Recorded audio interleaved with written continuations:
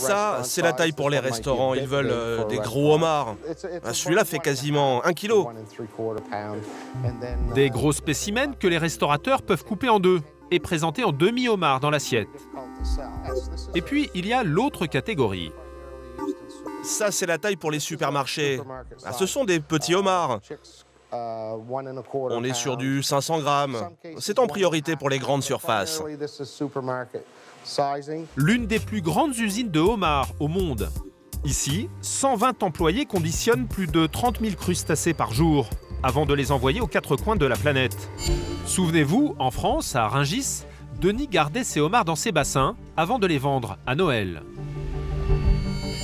Au Canada, Stuart lui aussi fait du stockage, mais à une échelle industrielle. Son bassin à lui, c'est ce bras de mer privatisé, transformé en vivier géant. Ce vivier, c'est le plus grand du monde. On peut y garder jusqu'à 1,5 million de homards. Stuart a acheté des homards cet été à prix cassé quand les pêcheurs en remontaient en abondance. Depuis, il les stocke là, en attendant de les revendre pour les fêtes. On les nourrit tous les jours. On peut les garder 5 mois, 6 mois si nécessaire. C'est vraiment important pendant la période de Noël. Pour la France notamment, on doit stocker de gros volumes parce que tout se joue sur une très courte période pendant les fêtes. Et sur cet énorme stock de homards, les hypermarchés français affectionnent particulièrement certains spécimens que Stuart leur vend à tout petit prix. Il y a d'ailleurs un détail qui permet tout de suite de les repérer. Vous voyez, la carapace, elle est molle. Elle est un peu vide?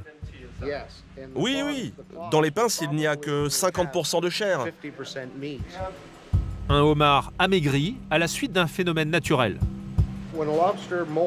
Quand le homard mue, c'est-à-dire 1 fois ou 2 fois par an, il perd sa carapace et il en refait une nouvelle. Alors pendant quelques mois, c'est mou. La chair aussi est molle. En fait, elle est gorgée d'eau. Un homard pas très engageant, mais que nos hypermarchés achètent à tour de bras. Les homards mous, on les met à part et on va les congeler. En mettant vite de côté ces produits de qualité inférieure, on arrive quand même à les commercialiser sur le marché.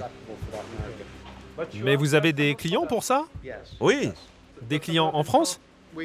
Oui, tout à fait.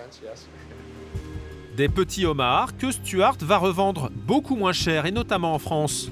On les retrouve dans nos hypermarchés à seulement 6 € pièce. Mais alors, en a-t-on vraiment pour son argent avec ces crustacés canadiens une fois dans notre assiette?